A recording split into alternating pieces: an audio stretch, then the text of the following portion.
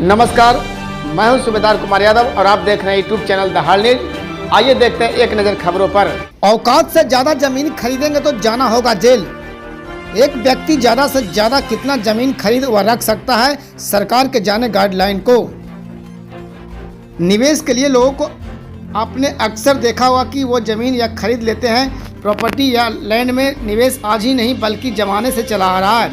भारत में निवेश के लिए हमेशा लोग ज़मीन खरीदते हैं, लेकिन कभी कभी जानकारी के अभाव में इंसान गलती कर बैठता है और वह तब तक पछतावा होता है जब तक वह कानून के शिकंजे में फंस जाता है। क्या आप जानते हैं कि एक व्यक्ति अपने नाम पर कितनी ज़मीन खरीद व रख सकते हैं? अगर आप जानते हैं कि लिमिट से ज़्यादा ज़मीन रखने पर क्या होगा, अगर नहीं जानते तो हम आपको इन्हीं बातों का जवाब दे रहे हैं। हम आपको बताने जा रहे हैं कि एक ऐसा कानून के बारे में जिसका उल्लंघन कमोबेश सभी लोग या उनके इर्द गिर्द रहने वाले व्यक्ति के से हो जाता है। हालांकि ज़्यादातर इस तरह की गलतियां जानकारी के अभाव में करते हैं। सोना, चांदी और पैसे की तरह ज़मीन खरीदने का भी एक सीमा तय की गई है। अगर आपके पास लिमिट से ज़्यादा ज़मीन मिलती है तो आप पर कानूनी कार्रवाई भी हो सकती है। लिमिट तय क्या है? बता दें कि भारत में कृषि योग्य भूमि कितना लिमिट तक रख सकते हैं, इसको लेकर कोई कानून नहीं है, लेकिन देश में हर राज्यों में ज़मीन खरीदने का एक निश्चित लिमिट यानी सीमा तय कर रखी है। इसलिए ऐसा ही नहीं कि आप 100 एकड़ 1000 एकड़ ज़मीन खरीद कर रख सकते हैं, लेकिन भारत में ज़मीन खरीदने की अधिकतम सीमा अलग अलग राज्यों में अलग अलग है। पूरे देश में ज़मीन खरीदने का एक सा कानून नहीं है, लेकिन कौन कितनी रख सकता है ज़मीन, इसके बारे में मैं बता दूं। केरल में भूमि संशोधन अधिनियम 1963 के तहत एक गैर विवाहित व्यक्ति केवल 7.5 एकड़ ज़मीन खरीद सकता है। वही 5 सदस्यों वाला परिवार 15 एकड़ तक ज़मीन खरीद सकता है। महाराष्ट्र में खेती योग्य भूमि केवल वही खरीदेगा जो पहले से खेती में है। यहाँ अधिकतम सीमा 54 एकड़ की है। पश्चिम बंगाल की बात करूँ तो अधिकतम 24.5 एकड़ ज़मीन खरीद जा सकता है। वही बिहार में आप 15 एकड़ तक कृषि योग्य ज़मीन खरीद सकते हैं। हिमाचल प्रदेश की बात करूँ तो 32 एकड़ ज़मीन खरीदी जा सकती है। कर्नाटक में भी 54 एकड़ ज़मीन खरीद सकते हैं और यहाँ भी महाराष्ट्र वाले नियम लागू है।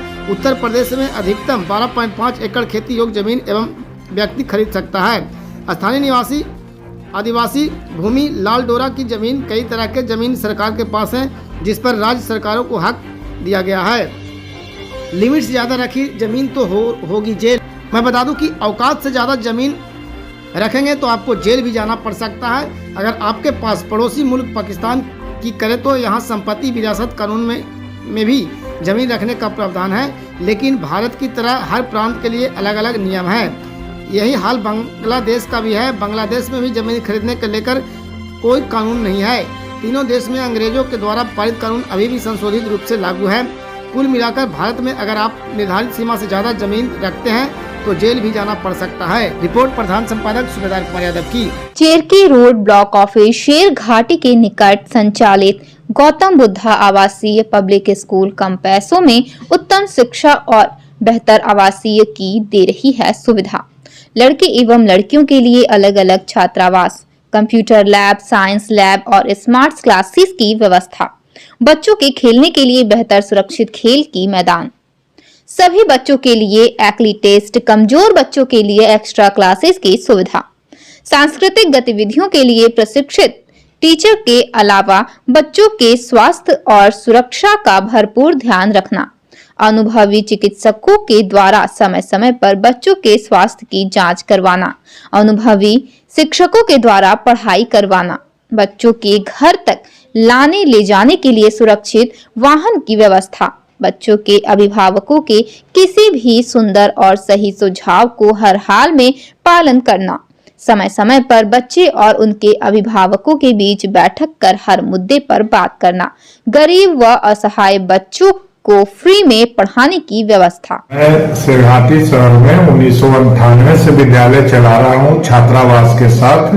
हमने पूरी गंभीरता से विद्यालय को चलाया है, अच्छे विद्यार्थी को तैयार किया है और बड़ी बात यह है कि बहुत कम पैसे में हमने अच्छे विद्यार्थी तैयार किया है। हमारे यहाँ मैट्रिक तक सुविधा है। बच्चे एक बार एडमिशन लेते हैं तो 10th क्लास तक पढ़ करके ही यहाँ से जाते हैं और बहुत कम फी में पढ़ाई हो जाती है।